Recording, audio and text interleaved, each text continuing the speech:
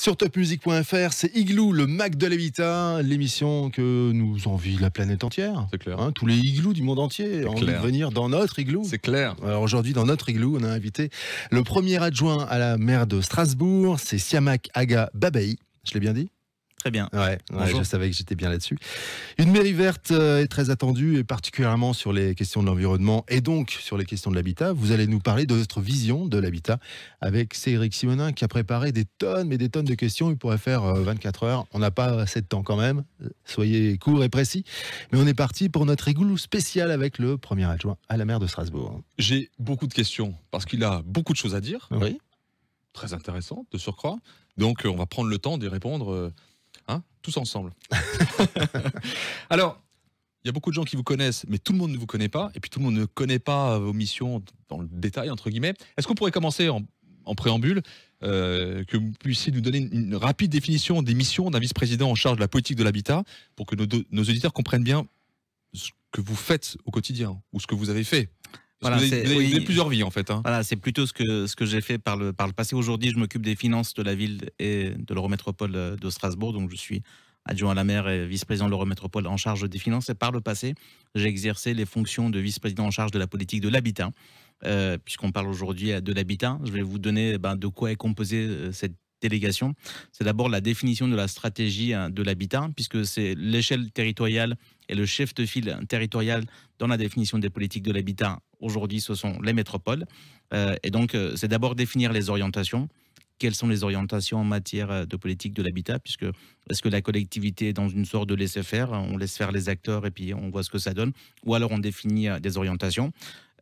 Sur la métropole, c'était d'abord de pouvoir répondre aux différents besoins, le besoin de logement social, le besoin d'intervention dans le parc privé, le besoin de rénovation, notamment en aide aux copropriétaires du parc privé qui, parfois, en raison de la nature juridique de leur copropriété, ont des situations difficiles à gérer.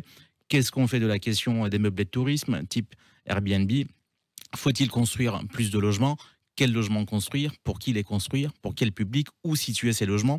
Quelles sont les autres politiques publiques, par exemple en termes de mobilité, qui doivent accompagner ces constructions. Donc c'est assez vaste et assez passionnant comme sujet, parce qu'on touche à quelque chose qui est plutôt essentiel dans la vie de tout le monde. Clairement. La question du logement, ça concerne tout le monde, et dont on parle généralement peu.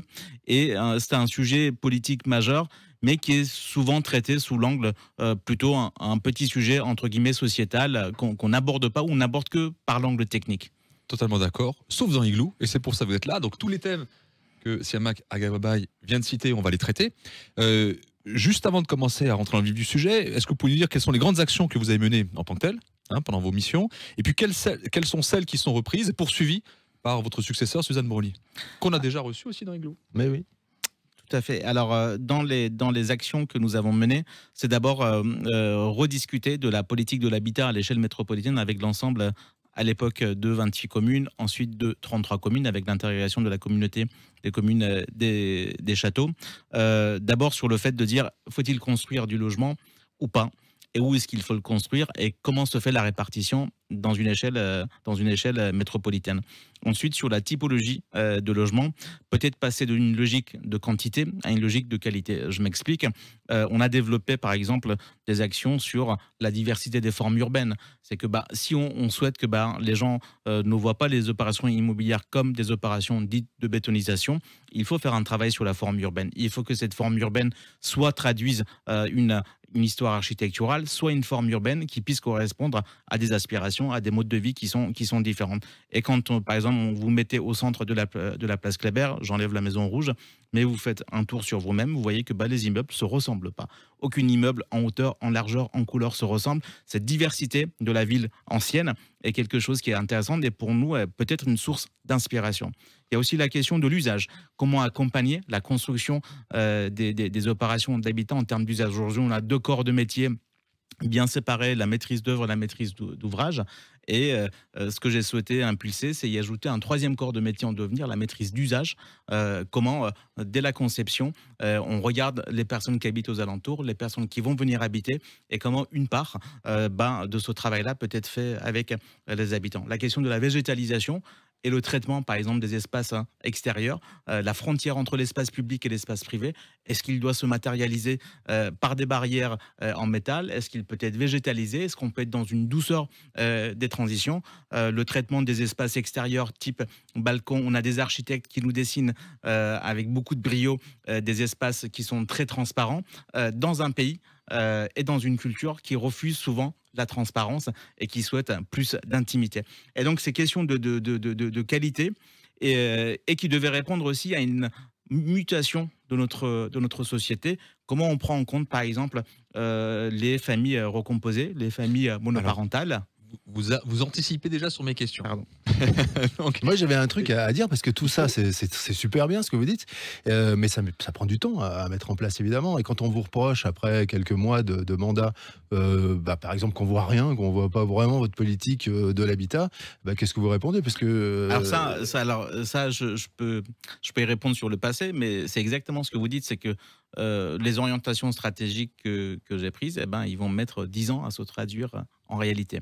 Et quand vous regardez un projet, par exemple, le projet de la ZAC Danube, à côté du cinéma, voilà, UGC Cinécité, vous voyez ce projet, il a été réfléchi, travaillé en 2006, 2007, 2008.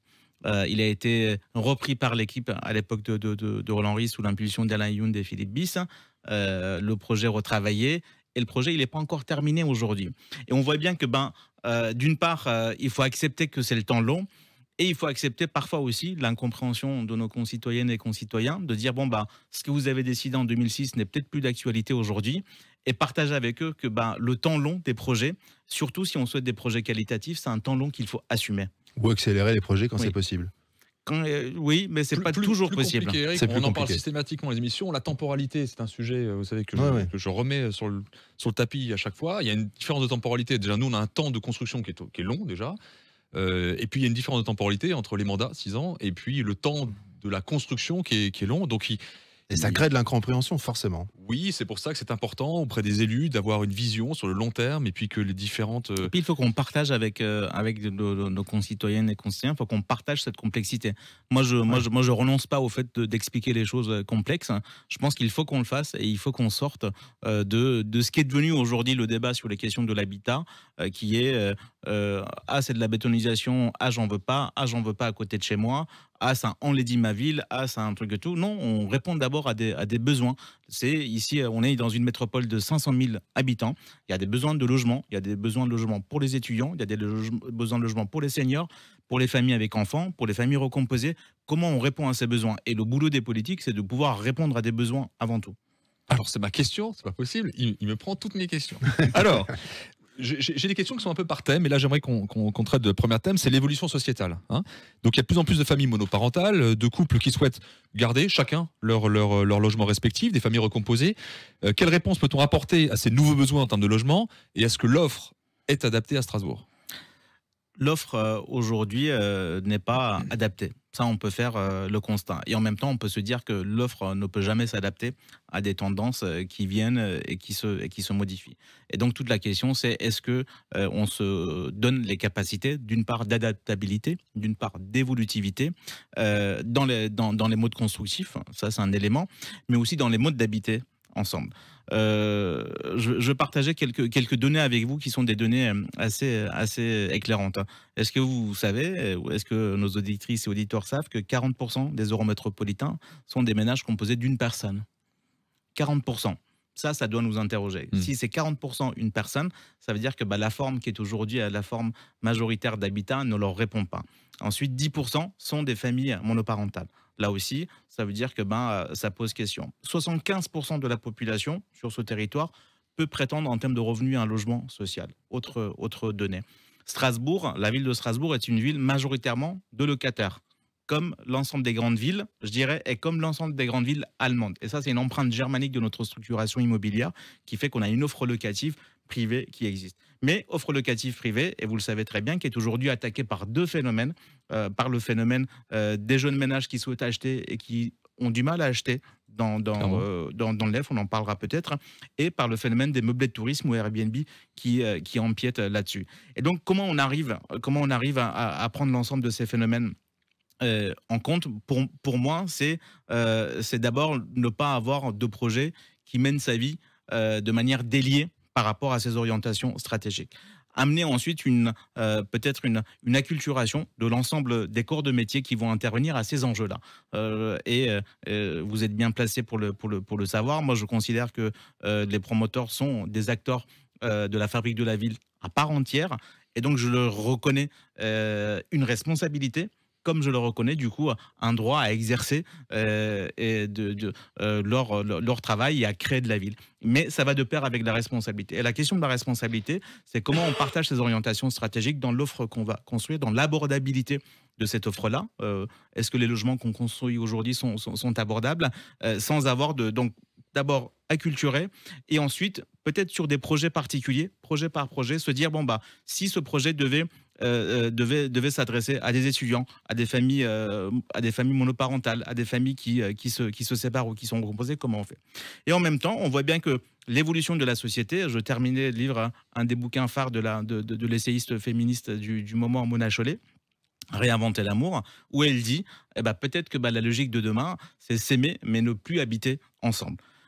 Ça va avoir aussi une répercussion assez importante. Et si c'était une donnée structurante de la société à venir, c'est déjà bien avancé. Ça.